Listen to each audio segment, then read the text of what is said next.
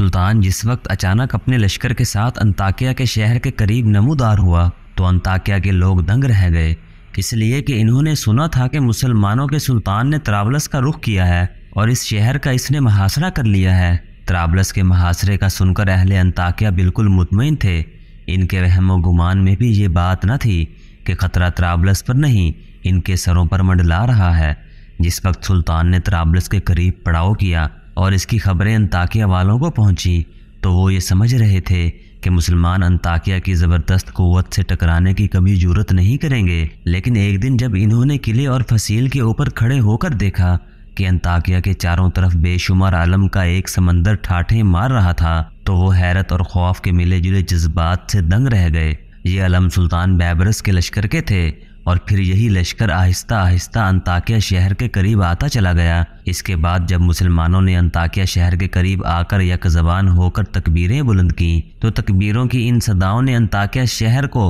اور اس کی بنیادوں کو لرزا کے رکھ دیا تھا۔ سلطان بیبرس کا انطاکیہ شہر پر حملہ اچانک بھی تھا، زوردار اور جرأت مندانہ بھی تھا۔ وہاں جو صلیبی قوت تھی اس نے اپنی طرف سے پوری کوشش کی کہ سلطان اور اس کے لشکریوں کو روکیں اور انطاکیہ شہر میں داخل نہ ہونے دیں۔ انطاکیہ کے لوگ یہ بھی خیال کر رہے تھے کہ ایک تو انطاکیہ شہر کی فصیل بہت بلند ہے اور ناقابل تسخیر ہے، اس کے علاوہ باہر والی فصیل کے اندر ایک اور فصیل بھی تھی جس نے شہر کے استحکام کو پائیدار بنا کر رکھ دیا تھا، لیکن دوسری طرف حملہ آور ہونے والا بھی سلطان بیبرس تھا جو ناممکن کو ممکن بنانے کا ہنر اور صناعی جانتا تھا۔ اپنا پہلا ہی حملہ سلطان نے ایسے زوردار انداز میں کیا کہ اس نے انطاکیہ کے مسلح لشکر کو ہلا کر رکھ دیا تھا، اور اپنے پہلے ہی حملے میں سلطان اپنے لشکر کے ساتھ فصیل کے ایک حصے پر قبضہ کرنے میں کامیاب ہو گیا تھا۔ شہر کے اندر جو صلیبی لشکر تھا، انہوں نے جب دیکھا کہ مسلمان تو شہر کو فتح کرنے کی ابتدا کر چکے ہیں،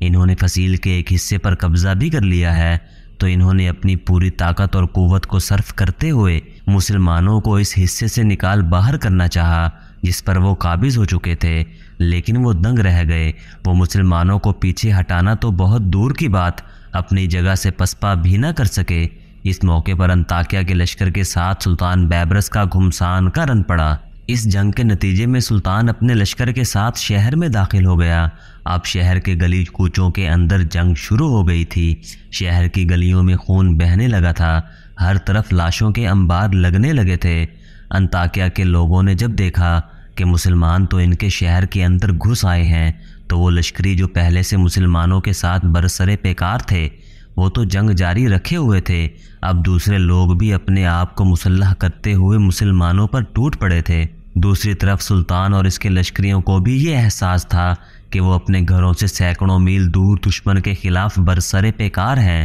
لہٰذا دشمن کو اپنے سامنے زیر کرنے کے لیے سروں پر کفن باندھ کر جنگ شروع کر دی تھی۔ اس کے علاوہ مسلمان لشکری یہ بھی جانتے تھے اگر انطاکیہ میں وہ پسپا ہو گئے، شکست کھا گئے تو پھر مصر اور شام کے اندر بھی ان کی پناہ گاہیں اور ان کے شہر غیر محفوظ ہو کر رہ جائیں گے۔ گھمسان کی جنگ کے دوران جب مسلمان لشکریوں نے دیکھا کہ سلطان بیبرس ان کے پہلو سے پہلو ملائے انتہائی جرأت مندانہ انداز میں دشمن پر حملہ آور ہو رہا ہے، سلطان کی یہ جرأت دیکھتے ہوئے مسلمان لشکری آتش فشانی لاوے کی صورت اختیار کر گئے۔ اس کے بعد تکبیریں بلند کرتے ہوئے انطاکیہ شہر کے لشکر میں جس سمت بھی وہ رخ کرتے اپنے پیچھے مرنے والے صلیبیوں کی لاشوں کے انبار لگاتے چلے جاتے۔ شہر کے اندر ہولناک جنگ کے نتیجے میں کافی صلیبی جنگجو مارے گئے۔ جب انہوں نے اپنے لشکر کا اندازہ لگایا تو انہوں نے دیکھا کہ لشکر کا ایک بڑا حصہ ان کے اپنے ہی شہر کی گلی کوچوں میں ہلاک ہو چکا تھا، اور جنگ اس طرح جاری رہی تو مسلمان ان کے بچے کچے لشکریوں کو بھی موت کے گھاٹ اتار دیں گے۔ لہٰذا آپس میں صلاح مشورہ کرنے کے بعد انطاکیہ کے امراء اور سالاروں نے سلطان کے سامنے ہتھیار ڈالتے ہوئے شکست قبول کر لی اور اطاعت پر آمادہ ہوئے۔ سلطان بیبرس کے ہاتھوں انطاکیہ شہر فتح ہونے سے مشرق کی سرزمینوں میں رومنوں کی قدیم ترین ریاست ہمیشہ کے لیے ختم ہو گئی۔ سلطان نے اب تک جو صلیبیوں کے خلاف ساحل کے ساتھ ساتھ فتوحات حاصل کی تھیں، انطاکیہ کی فتح ان سب سے بڑی فتح تھی، اور اس فتح کو مورخین عموماً فتح الفتوح کا نام دیتے تھے۔ مشہور مورخ ابو الفدا لکھتا ہے کہ انطاکیہ شہر کے لیے لڑی جانے والی جنگ میں صلیبی لشکر کے لگ بھگ 16,000 لشکری موت کے گھاٹ اتار دیے گئے تھے، اور ان کے لگ بھگ 1 لاکھ کے قریب لشکریوں کو جنگی قیدی بنا لیا گیا تھا۔ جنگ کے نتیجے میں مورخین لکھتے ہیں کہ ایک غلام کی قیمت 12 درہم اور ایک نوجوان لڑکی 5 درہم میں فروخت ہونے لگی تھی۔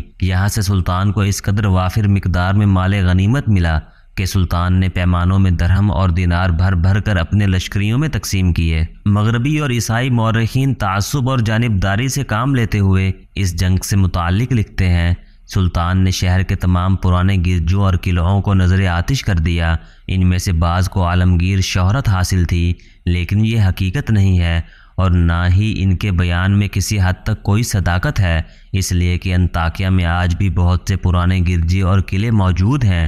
جس وقت سلطان بیبرس نے انطاکیہ میں قیام کیا تھا، اس وقت انطاکیہ کا حکمران بوہیمند طرابلس میں قیام کیے ہوئے تھا۔ اس کی غیر موجودگی ہی میں حملہ آور ہو کر سلطان نے انطاکیہ کو فتح کر لیا تھا۔ شہر کو فتح کرنے اور اس کا سارا انتظام اپنے ہاتھ میں لینے کے بعد سلطان نے ایک خط لکھا اور قاصد کے ذریعے وہ خط اس نے طرابلس میں مقیم انطاکیہ کے بادشاہ بوہیمند کو روانہ کیا۔ اس خط میں سلطان نے لکھا تھا، انطاکیہ میں تمہارے آدمیوں میں سے ایک بھی نہ بچا جو تمہیں اس شہر کے انجام سے مطلع کرتا، اس لیے ہم خود یہ ناگوار فرض بجا لاتے ہیں۔ جن استحکامات پر تم کو ناز تھا وہ سب ملیہ میٹ ہو چکے ہیں، کیونکہ ان کی بربادی پر تمہارے ساتھ ہمدردی کا اظہار کرنے والا بھی کوئی نہیں ہے، اس لیے ہم ہی ہمدردی کا یہ فرض بھی ادا کر رہے ہیں۔ کہتے ہیں سلطان بیبرس کا یہ خط جب انطاکیہ کے بادشاہ کو طرابلس میں ملا تو خط کے مندرجات اور انطاکیہ کی فتح ہو جانے کی خبر پر اس کا خون کھول اٹھا۔ اس نے یہ سارے حالات یورپ کے مختلف بادشاہوں اور پاپائے روم کی خدمت میں روانہ کیے اور ان سے سلطان بیبرس کے خلاف مدد طلب کی، لیکن کوئی بھی سلطان کا مقابلہ کرنے کی جرأت نہ کر سکا اور مایوس ہو کر وہ طرابلس سے نکل کر قبرص کی طرف چلا گیا۔